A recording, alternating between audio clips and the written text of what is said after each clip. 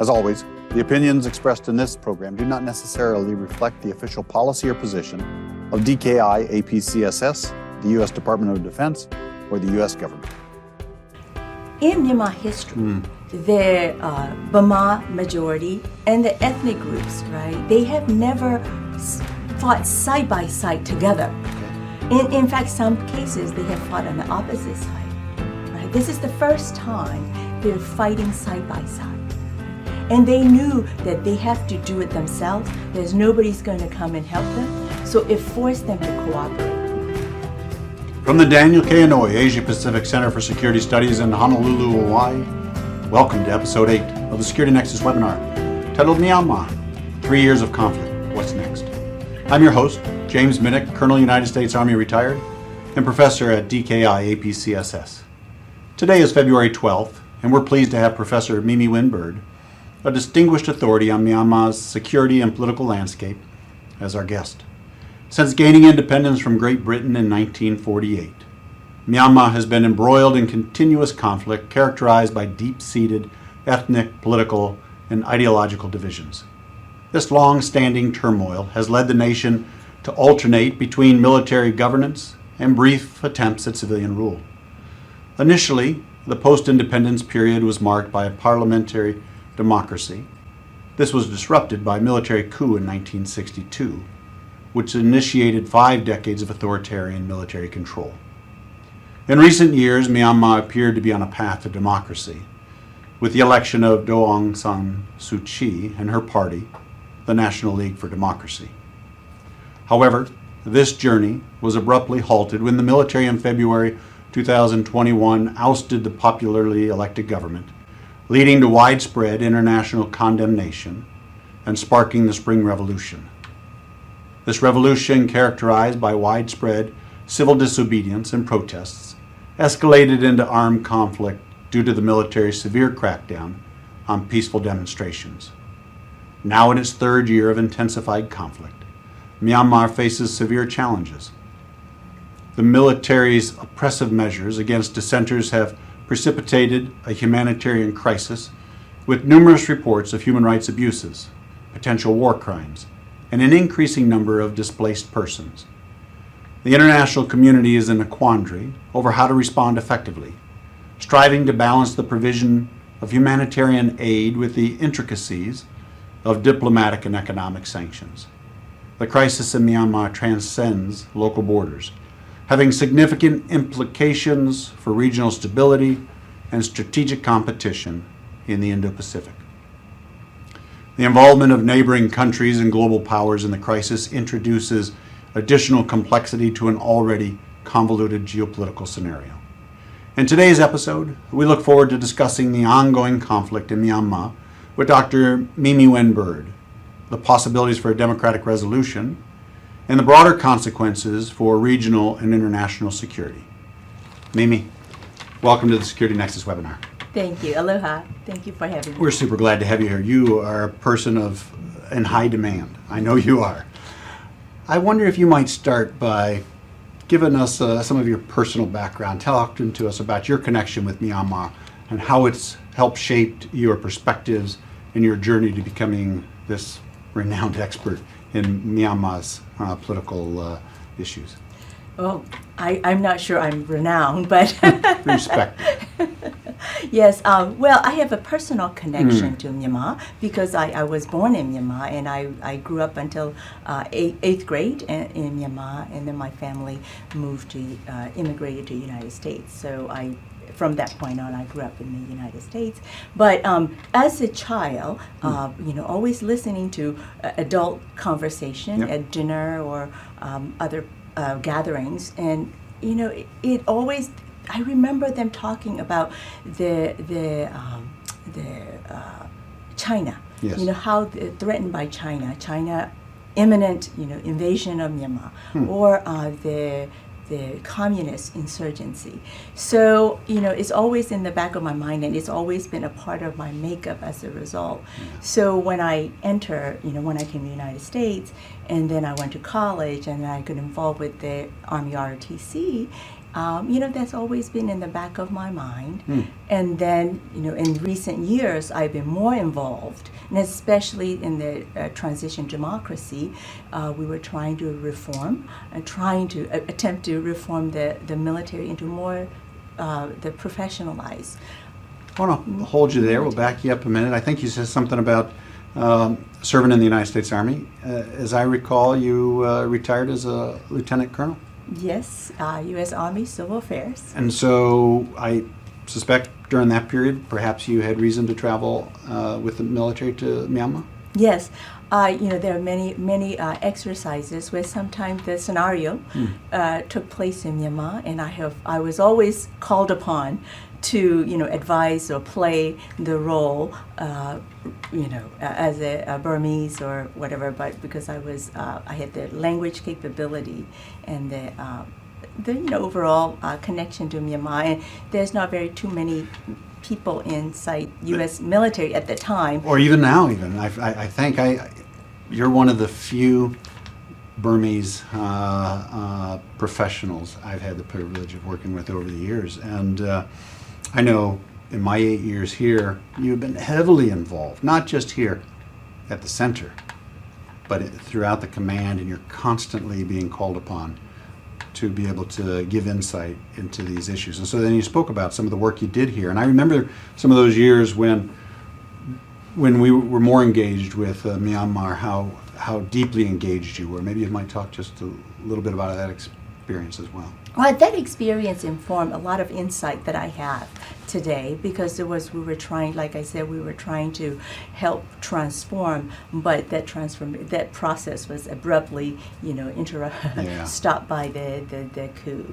Yeah. So yes, today insight is from the many years of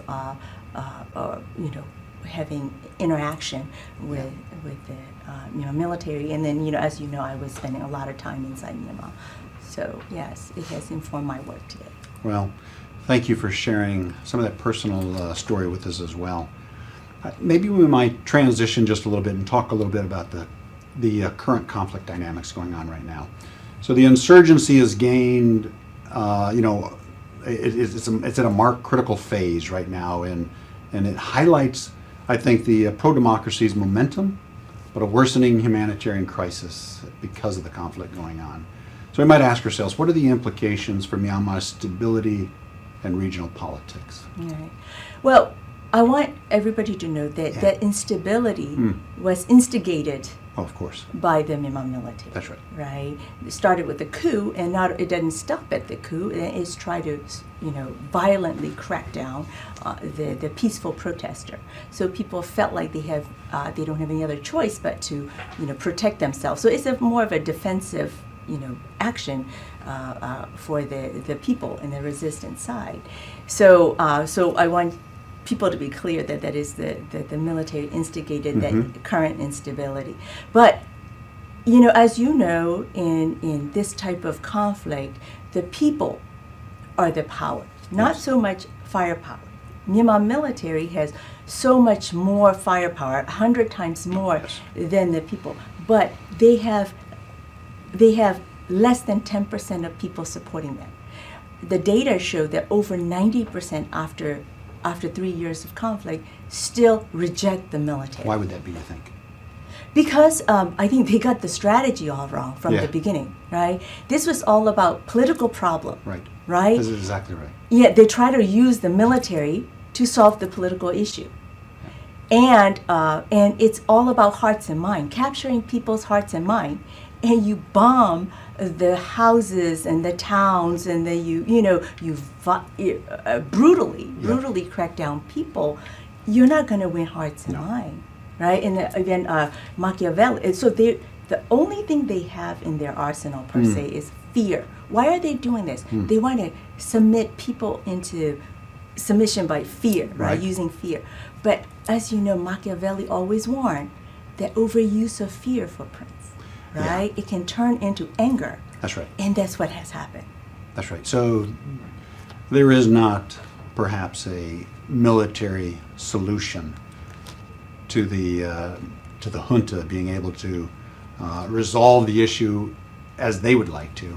And yet, so as they continue to use this military power, which is so much stronger than even what the resistance can bring together, they continue to, as you say, to separate divide the people from them. And we spoke earlier about how this is having significant ramifications into defections, and today, I guess maybe this weekend, we were talking about how they've instituted the draft, right? Yeah, nationwide. Yes. Maybe you elaborate a little bit on that. Yes, well, that also an indicator of them losing, not having enough people anymore. Because, like you said earlier, they have seen the unprecedented level of defection.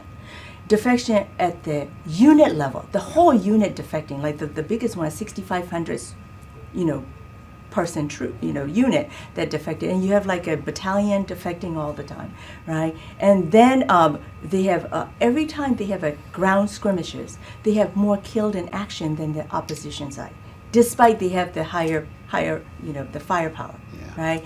And then the surrender. And lately, has been the whole unit surrendering. Even though they still have firepower, they're surrendering because they don't have the will to fight anymore. Why? Because they don't have the support of the people. They have lost the support of the people, right? And many of the military, they signed up to protect the nation, protect the country, protect the people. But what they see was their mission was to destroy the country, destroy the people. Kill the citizens. So, they just don't have the will to fight. And then 3 years of also fighting, right? They're battle fatigued. Yeah. They're battle fatigued. Let's go ahead and transition and talk about the political and social implications. So with Yangon's deceptive calm amidst a raging national conflict, we might ask ourselves, how can the insurgency address what appears to be a fragmentation and then foster post-conflict cooperation? Well, it's like appearance of normalcy in these major city, but underlying, right? There's always fear and uncertainty for people, and the economy has declined. It has taken a spike, so people are struggling to live, right? Because of the international sanction and the mismanagement of the military, of the economy, right? The both economy and the social cohesiveness is dissipated, right? It is fractured. So, as for the fracturing,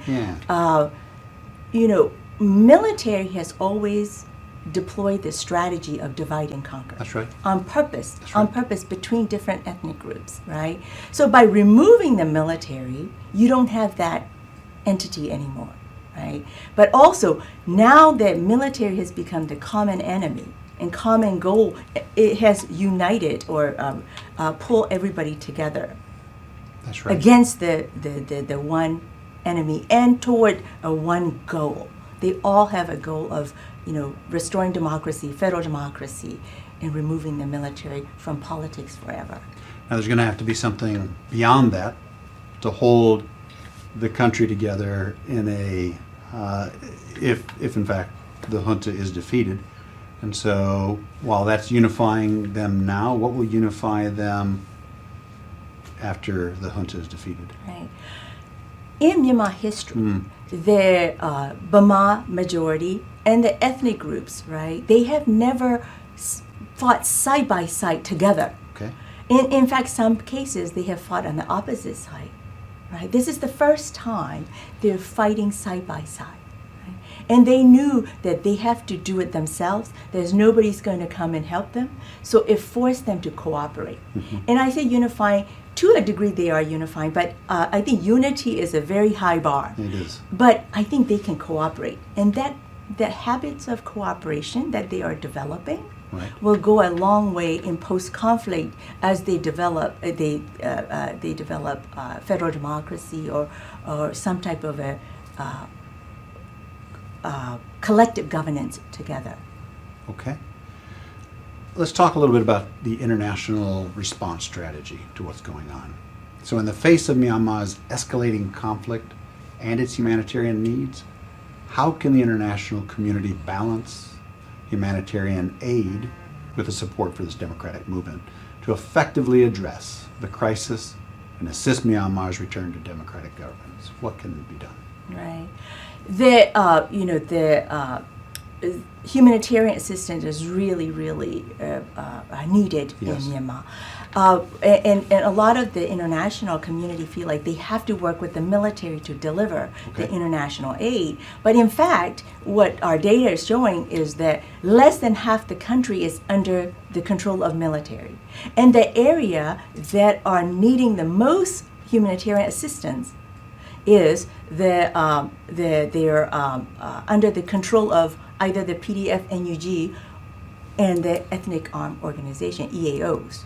So if you really are serious about wanting to deliver international aid, right, you have to work through those organizations. You can't work through the military. Would you give a proposal or recommendation on how that would be done? Right. So it's important is the neighboring country, Okay. right? Because you have to physically get the aid in. That's right. So from the working with the neighboring country like Thailand, India, Bangladesh, and even China, to get the aid in from that part, because those border areas are now all under the control of the Ethnic Armed Organization. It is no longer the control of the military junta. So really, I mean, if the international community work Yeah. with the military, they're more likely to direct the aid to where they control, but those are not the area that need the aid most. That's right. What they're doing is they're bombing the countryside, all the the periphery. I wonder if you're familiar with any examples of success yet in that model of distributing humanitarian aid from the borders, or is that just something we need to approach now? Or maybe there are some examples of success, I don't know. Yeah, they are. And especially it has to do with the women's group. Okay. The women's group are the most active group of people that are delivering aid through their network from the border area into the needed areas. And so they have a huge network, and I think that they can do more. They have more capacity Yeah. if you were able to help them, but they just have short on resources to get it in there. So working with those type of youth groups, the women group have been very active in delivering, but they just need more resources. So we'll just loiter here just a minute more. So there are quite a few different ethnic or armed organizations that are out there, different groups. Are they consolidated under a single head that can be worked with? Is the National Unity Government an agency to work with? Is it in fact more local, that on the ground working with different and separate ethnic organizations? Yeah, because right now, each of the ethnic organization control their territories. They do. Their territory. So understanding those and then working with them will be the most effective way. But they are cooperating, right, together. There's no one single command and control like we would normally think of, but actually it is different people, but they're coming into a collective and coordinating together. So, you may hear terms like K3C.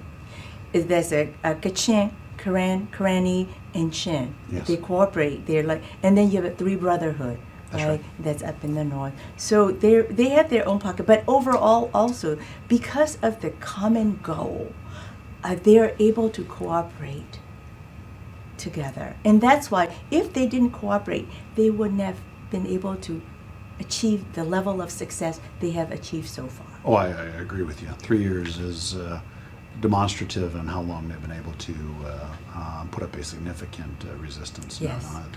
Those insights are quite interesting. Thank you. I wonder if we might transition a little bit our discussion. Let's talk about the U.S. involvement and its policy. So Burma Act 2022, it underscores U.S.'s commitment to Myanmar's democracy and human rights. I think that's well known. But its impact is curtailed by a focus on humanitarian aid amidst fragmented resistance that we've been speaking about.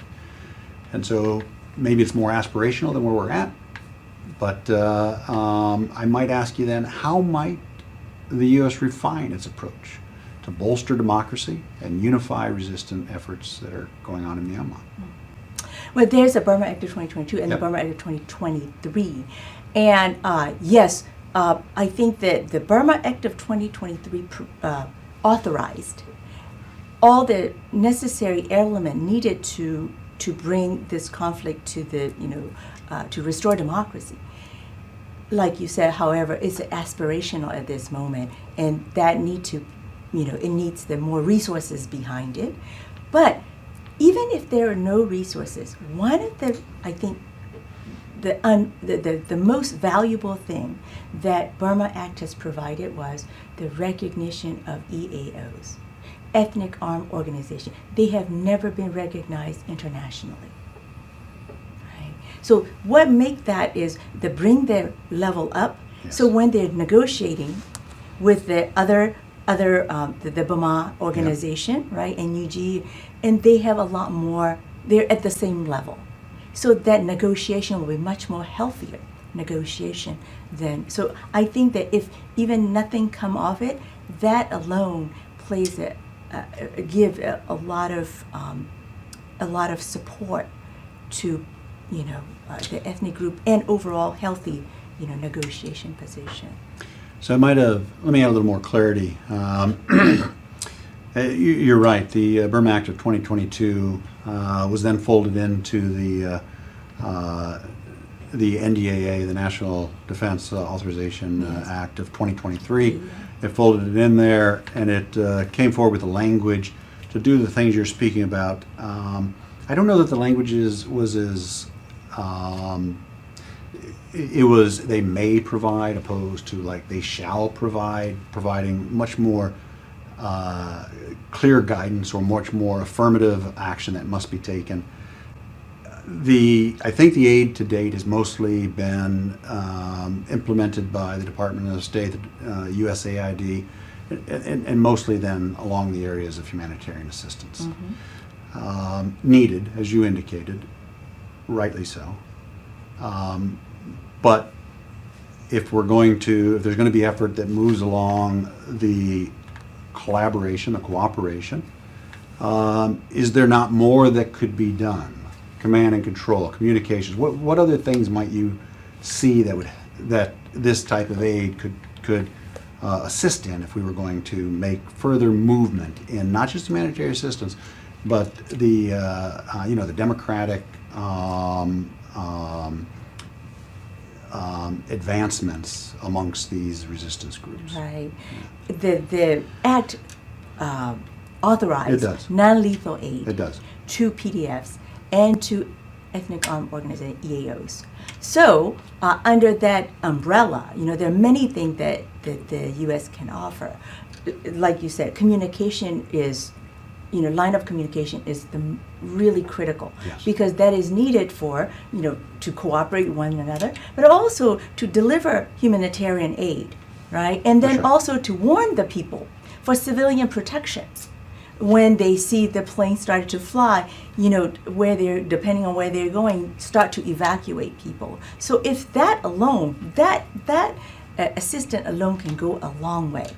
Because as you can see, the lethal aid is not necessary because people have been able to beat down the military with what they have, right? But for so that's why they have been able to get to, I call it tipping point. Okay. The resistance has arrived to the tipping point. But tipping point to end point is that little extra, right? Non-lethal aid, things like the communication equipment, communication platforms can be provided that can go faster. That's It can go faster. And so I don't think there's the country currently has a Burma coordinator. Right, no it doesn't. Yeah, and so maybe that might be some type of assistance. We spoke earlier about a caucus. Yes, Burma Maybe you might caucus. talk just a little bit more about this as a needed effort. Go ahead. Right. Burma caucus was instituted in U.S. Congress at the beginning of this month, and it has several objectives, and one of them was to appoint a Burma Focus Coordinator. So that they can focus on it. But because of this, it's going to be a formal caucus. Yes. It will be able to focus more on Burma issue and be able to advocate and for the resources for Burma Act with the administration and with the Congress. So it is a I think very positive development. Because our government is also very big, so it takes a while. But 3 years and being able to do this is amazing, I think, success. I mean, I think progress, I can say. And I want to give the credit to a lot of the Burmese, Myanmar, and ethnic minority diaspora. Especially, I want to call out Chin community. Chin community is a very tiny, the Chin ethnic group is a very small group of people, but they have come together, and they've been able to push this effort. But of course, together with other Myanmar American community and friends. So what I want to say is that when they cooperate, right, all these things that are impossible, seemingly impossible, become possible. Yes. So, as you know, to pass an act and stuff, that is not an easy feat in U.S. Congress, and especially a country like Myanmar, which is doesn't appear to be important or the high profile. But I want to say that, it is a very important geostrategically if you look at the map. Well, let's just go there then. Let's talk about its importance and its neighbors that compete in this area. So as we turn to China and Russia's role in Myanmar, considering that China's economic influence and Russia's military support in Myanmar, how do these nations shape Myanmar's political landscape? And then what about the impact that they have within regional stability? And then we might also include, what about the broader geopolitical implications of these actors? Right. Well, for China, Myanmar is very essential. Okay. It must have it to get to the Indian Ocean, right? Myanmar, having unfettered access through Myanmar to the Bay of Bengal, to the Indian Ocean, it really solved the Malacca dilemma.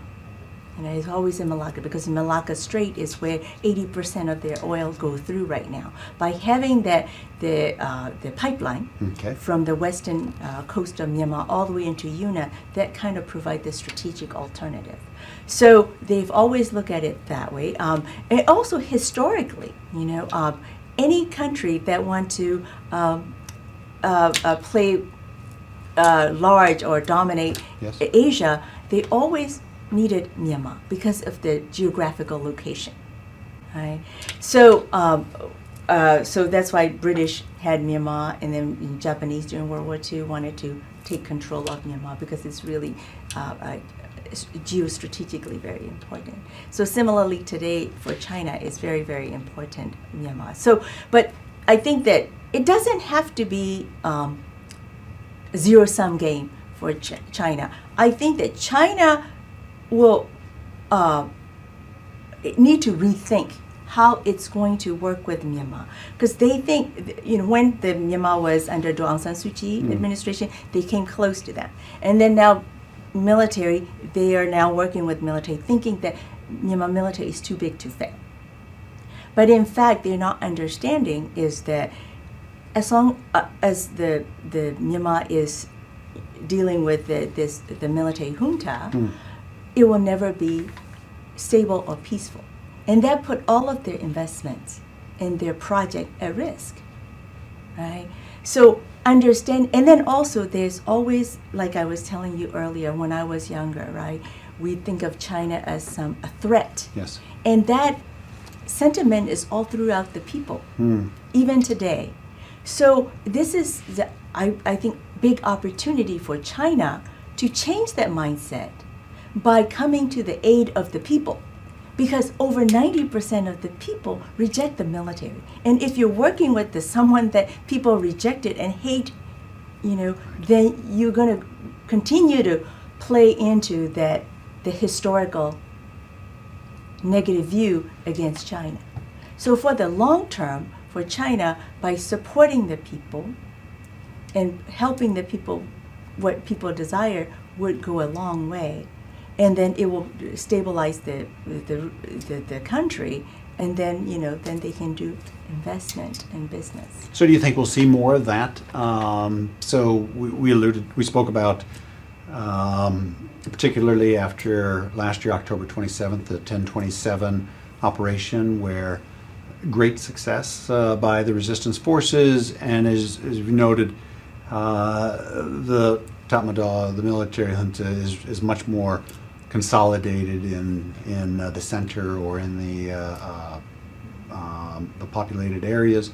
And so with the resistance forces operating maybe in some degrees unfettered along the borders and with China, are they in fact going to, do you see them operating more with the border resistance elements, the ethnic organizations, and having that type of connection that you spoke about, or is not going to occur? What do you think? Well, specifically with the northern armed groups, yes, right? The Three Brotherhood, right? Because they're in the northern area, they get a lot of pressure from China to work with the military, to sit down with the military.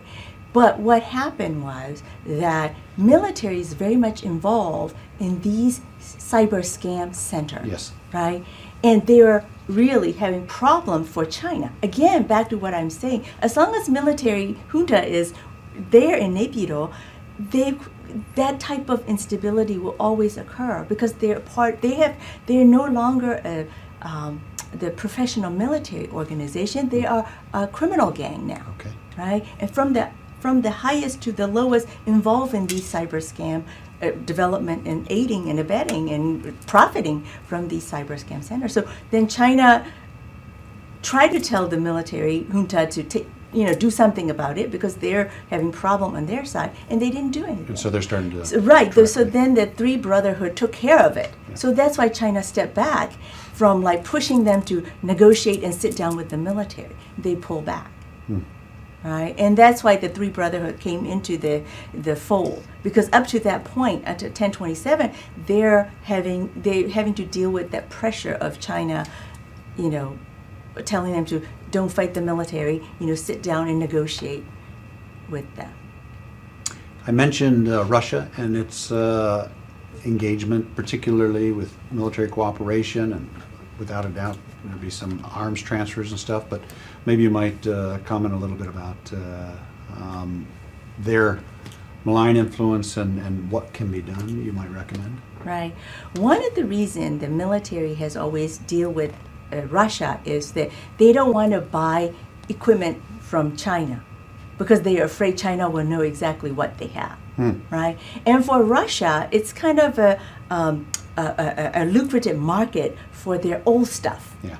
They sell old equipment that they don't use anymore, right? For example, some of the planes are such a guzzlers that the Myanmar military, they don't fly it too often because it's eat up a lot of gas, jet fuel. So, that's how they see it. But plus, on top of it, of course, anything that's democracy, they're allergic, so they will just spoiler.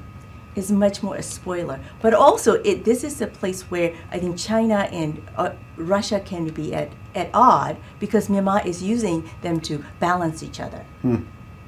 Right? So, but like I said, Russia is not going to give their equipment away free. No. And Myanmar military is running out of dollars, Okay. is running out of resources because, they have a lot of businesses left. Because it's, the flight of capital. Yeah, flight of capital, and so economy taking a nosedive. So they're running out of revenue and running out of dollars because of a lot of this sanction as well, and then also the mismanagement of the economy. So eventually Russia's not going to provide them with free equipment. They can't buy it. As we peel this back, it's alarming the amount of the degradation of the Myanmar, the society, the government, the structure of it all You spoke about the total corruption of the military. The military is going to have to be rebuilt eventually, so that it's functioning. I mean, they're going to have to take perhaps existing institutions and have to figure out how to create functioning institutions after years of decay. It'll be a tremendous effort that the international community will clearly be called upon to assist, I would assume. Yes, yeah, because the military is endemic corruption. You know, as you know, military, if you are corrupt, you are not an effective fighting force, right? For example, their corruption in such a way that when they have a kill in actions, for example, 10 kill in action, they don't report all 10 kill in action. They report 2. Right.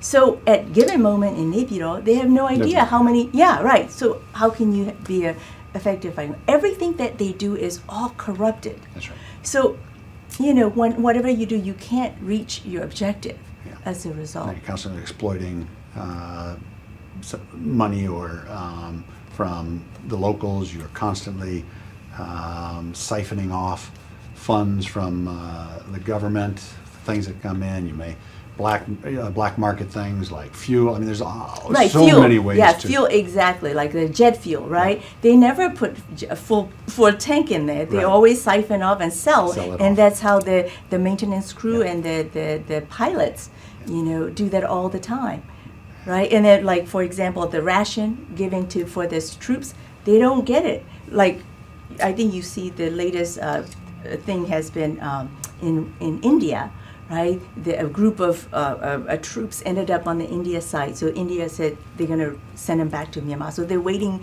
for a ride on the plain tarmac. And you see their backpacks are bamboo baskets. Yes. And they have flip-flops. Yeah. Right? And that's but example of the modern Myanmar mighty military, supposedly, right? Right? But that's the type of fighting force. So same thing with they're conscripting, right? Yeah. This draft, they can't even provide well for the people that they already have. How are they going to provide that to the new recruits? That's right. Right? And then what's going to happen is, because it's so corrupt, it's going to become money-making endeavor for people on the front line that are recruiters. Because people they will take the bribe and then let them go. Oh, yes. So it will end up with all the young people that can't afford it. That's right. Right? The But it will further fuel this corruption machine. Yes. Yeah. Yeah. So that's why they're not going to get what they wanted. They're not going to get more force. But even then, like, if you get the fighting force, right, that is like conscripted and like you have to grab them, they're not going to be a effective fighting force. They don't have the will. They won't have the will and motivation. And with every action the junta takes, they continue to lessen the will of the people and create more resistance. Right, because people, I just heard that I will not give my life to the military. If I have to die, they say I'd rather die fighting against the military. So now they have, like, the recruiting on the resistance side just went up. Oh, that's encouraging. So they don't have very much left of support, right, than the military junta side. But now it's, I think this could be a fatal mistake for them. We will soon see how this plays out as it's just been implemented. Let's turn our attention, talk about women and minority impact of the conflict. So Myanmar's conflict has intensified the violence against women and the minorities, highlighting the need for international action. So I'll ask you, how can the international community address and support the victims in gender-based violence in Myanmar? What can be done? I want to talk a little about minority, Okay. right? The plight of the minority. They have always suffered at the hand of the Myanmar military. Yes. But the majority never understood that or have the compassion for that, because they didn't think it's possible, right? But after the coup, they realized what military has done and what the ethnic group has been saying is true, because they personally start to see that. So this coup has transformed people thinking, and that goes into, like, having more cooperation with the ethnic group, easier, right? So that plays into that. And then also women, the women in the period of democracy of last 10 years, they have gained a lot of rights, and also they have their eyes are open. Yes. And they got a lot of opportunity. If Myanmar go back to patriarchal military authoritarianism, they know they're the group they are more likely to lose. So they are absolutely in the front line fighting for democracy, because democracy is better for the women. I remember in early pictures, the women demonstrating wearing their formal dresses. Do you recall that from the media? Yes. So because women come into this resistance, they bring a lot of creativity. A lot of creativity, right? So and then they're the primary people that really understand the non-lethal way to resist. Yes. And they're the one that keep people together. They're the glue. They're the glue of the society in most, all the human society. And the same thing, they're the glue in this particular fight as And there's well. a majority of them are of the ethnic armed groups. A significant number are women, and in the leadership as well, are they not? Well, in the leadership, there's still room to improve, but the participation across the board, not just the ethnic, but also in all the PDF area, and also overall global. If you just look at the entire resistance movement, not only the inside the country but outside the country, the data show that 65% is women. 65%. That's significant. And they bring the smart power into the fight. And back to, it's not about firepower, it's about people power and smart power. And then, women provided that needed mass, right? Yeah. And then plus the smart power that they bring. I'm glad you shared that with us. I wonder if we go back, are there things that the international community might do, though, regarding the sexual and gender-based violence that is endemic going on in the country? Is there actions that can be taken, do you think? Well, I think that there are IIMM or something like that. There are groups already gathering all the evidence. And then, of course, the trauma care, right? The evidence and trauma care are really needed. So if we can provide the resources behind it. There are people individually doing it. Even this young woman in Hawaii, she's a counselor, and she's been trying to do herself. But, we need more, because there are millions of people that are victimized. So, yes, in that area also international. And again, it's a non-lethal support. Yes. It's the humanitarian aid. Yeah. So if we can, that can go a long way. Let's take a futuristic look now and ask you to put on your that hat, and let's look about the outlook for 2024, what the future might bring us. So Myanmar's deadlock between the junta and the resistance forces, and it underlines this precarious balance. So what implications does either a stalemate or a power shift in 2024 hold for Myanmar towards its peace and democracy? Which way are we going to go? Yeah, there's a possibility of shifting the power. And when that happens, I think the international community need to be ready. So that's why I've been saying the international community need to start now. Okay. Because there's a highly possible.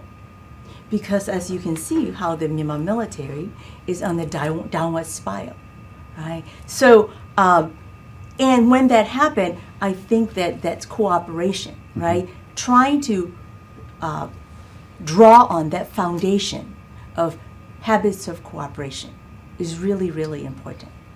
And they're providing platforms where they can come together to negotiate, right? Not one day of workshop. Yes. It's going to have to be series, because you have a lot of complexity there. But because it's complex, you can't say it's not doable. Right.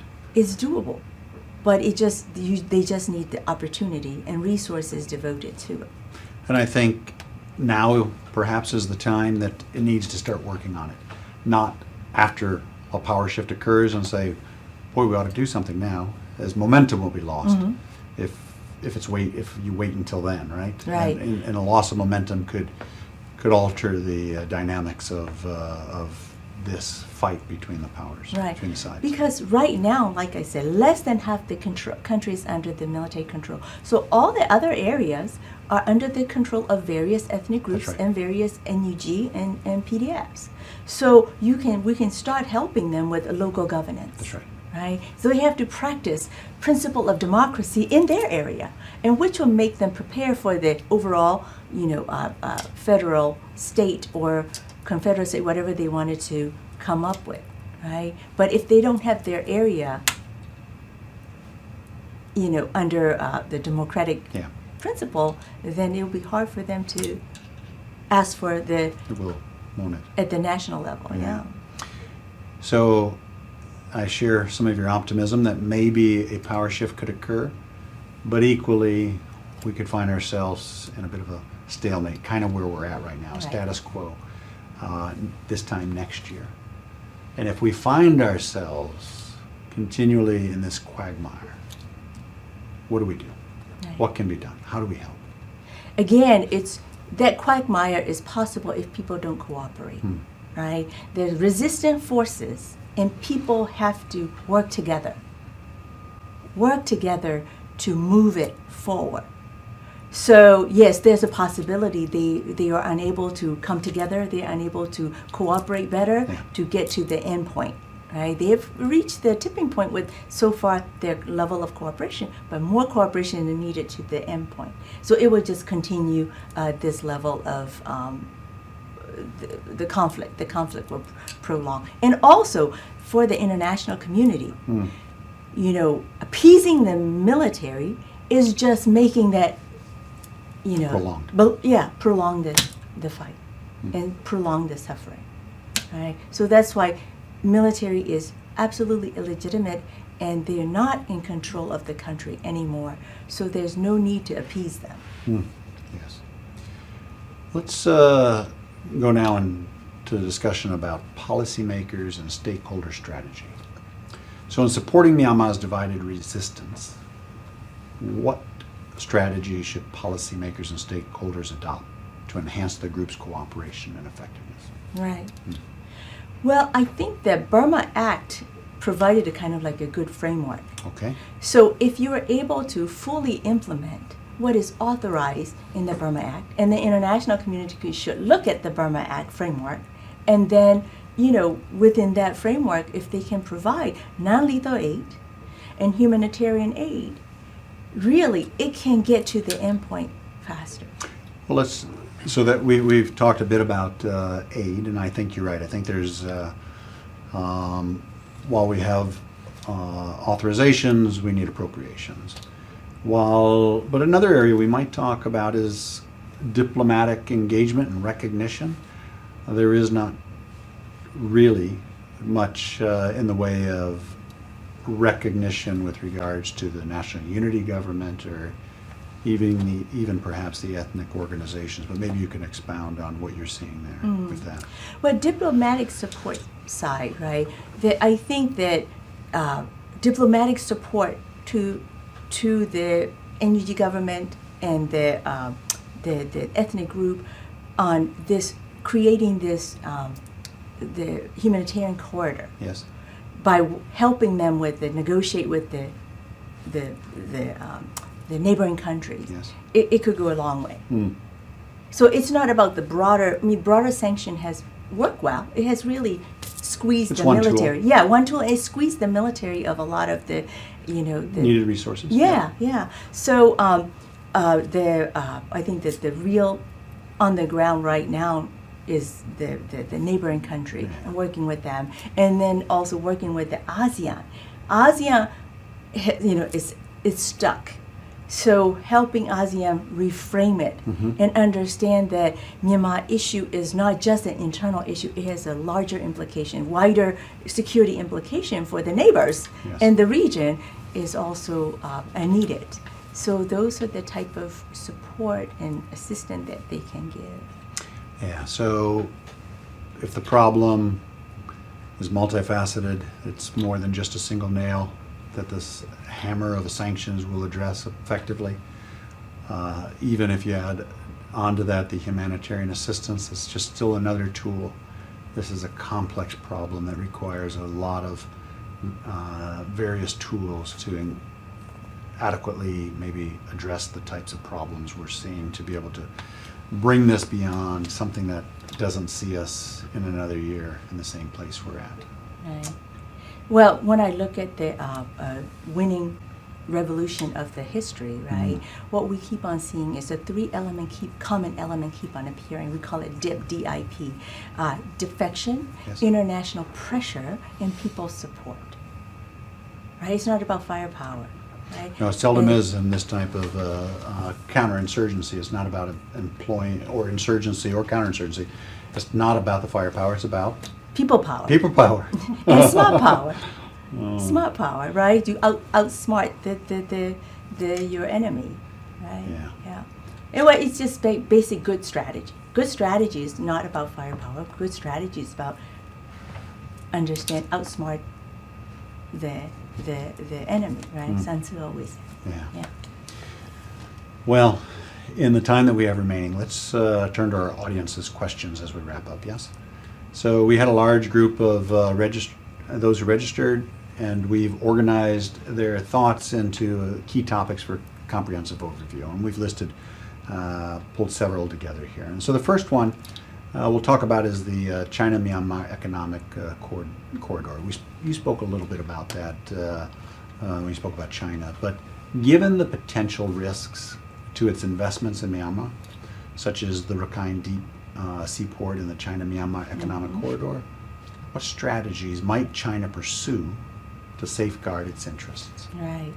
If China can get beyond the ideological blindness, right, because China it's allergic to democracy in its neighborhood. But the thing is, that is the one that is the most stable form for Myanmar. So when Myanmar was under the democratic system, it was, it prospered as well, right? And then also, second is, if China can look at win-win mindset, instead of win-lose, right? Take winner-take-all type of attitude, and that type of attitude bring about that, Myanmar people negative view of China, right? So this is an opportunity. It can be seen as opportunity for China, and then they can also create opportunity for the people instead of utilizing these corrupted officials and leveraging the corruption. At the end, in the long term, it doesn't help them. The prosperous Myanmar, stable Myanmar, peaceful Myanmar is the most, they can do a lot of business with Myanmar. Myanmar is a big country and full of resources, right? And then it should be fair. If they practice fair business practices, and it can go a long way, right? So it's time for China to kind of rethink and not utilize and leverage these corruption in Myanmar. So that add more negative view of them. Yeah, and so China is clearly advancing those major projects in Myanmar. Do you think there's a risk of that these projects are at risk for security reasons or not? Do you think? Sure, because they're bombing all the time. It could accidentally bomb the stuff, and then they had they can continue, but in the many places they had to stop, right? But if Myanmar was all peaceful and stable, they can continue to conduct business. Your larger point, if they would help advance the peaceful transition to this democratic resistance, then their projects would move ahead easier. Is your right. point, They had a very good relationship with the Aung San Suu Kyi government, and they were progressing. But now you have a harder time. Yeah. No, I think your points are well taken. Let's transition to the next question. So this one regarding the India-Myanmar relations. And so how does the conflict's extension into Northeast India affect its regional security, and what measures should India and the neighboring countries take to mitigate these concerns? Again, I think that India has a misunderstanding of Myanmar. It has bought into Myanmar military juntas, many years of propaganda. They're too big to fail. They're the one that keep the country together. They're the one provider of stability, right? And they believe that. And so that's why they're taking but they are not understanding they as in India, officials are not understanding that Myanmar military control very little now. Yeah. So they can be in the same boat as China if they continue with this type of strategy. So it is really time for India to wake up, and being the largest democracy in Asia, it should live up to its democratic principles. And so you're thinking there's much more that they could do. Oh yes, because they border, Yeah, right? of course And they so just allowing the corridor, the humanitarian assistance corridor, would be very, very helpful to the Myanmar people. I think they're in the process of at least aspirationally putting up a fence between the two countries, are they not? To keep the instability out, but as we know, fence never or will never really help Solve the problem. solve the yeah. problem, right? Let's turn to Myanmar's elections. So considering the extension of emergency rule, which I think began at the beginning of this year, and Not surprising. Not surprising. And the continuing conflict, what are the prospects for elections under Min Aung Hlaing's leadership? Yeah, if that is done under his leadership, it will not be free and fair, and it will not be countrywide either, right? Because they only have less than half the country under control. So whatever their vote is not going to be representative of the desire of the entire country. So really, it is not a viable solution, and people won't buy that. People won't buy that. Yeah. So it's not a viable solution. Or exit strategy. Yeah, probably not, but I would seem to me, if I was, it is the direction that the junta must recognize it must go toward. If it is going to retain some type of authority and power, it's going to find it through a direction of even through a facade, as you're indicating, but elections of some sort have got to be in the future. But I guess to your larger point, they just won't be viewed favorably. Yeah, right. I watched this in Korea. I spent going on 45 years now of my professional career engaged in Korea. And when I first arrived there, it was during the when Chun Doo-hwan had just taken over power in a coup. In fact, there was a movie recently, 1212 the Day, on that. But anyway, there was then a transition. There was an election to not a very fair election, but his crony, as it were, then took over, No Tae-woo. And then after that, we find ourselves progressively working into real democratic elections. But it was through a process that seemed to be not very fair for many years, as things are. I would not be surprised in some regard, however this turns out, that we won't have a perfect model at the beginning on all of this. The resistance as they, rise to take power. And of course, these are things that happen in Korea, right? I mean, the junta was stood down because the people rose up, and that is what brought this transition. The vote. Clearly, we're looking there. The hope for in Myanmar. Let me quickly end on this question. We'll go really quickly. The NUG's ability to govern. That's the question. Should the junta be overthrown? Does the NUG have the capability to lead Myanmar toward a stable and democratic future? Right. Well, NUG faces a lot of challenges because many of the ministers, they haven't been able to meet with each other because they have to do it on the run, and many of them are in a very travel documents, so they're not all half legal, that type of situation. So giving that challenges, they have been able to move toward this level of success, right? But I think that we should be thinking more just not NUG alone. It'll be NUG plus. That's right. The many ethnic groups, right? They will come together as a collective leadership, collective group governance to lead this charge. It's almost like the 13 colonies, Yes. right, at the beginning of U.S. history. Fairly messy. Right, a little bit messy, yeah, but nevertheless they have to work through it. And then they will get to an agreement where everybody can agree on, right? But it may be 25, 75, or whatever. I think it's important as they start dialoguing and they start negotiating and they start debating. Yeah. Well said.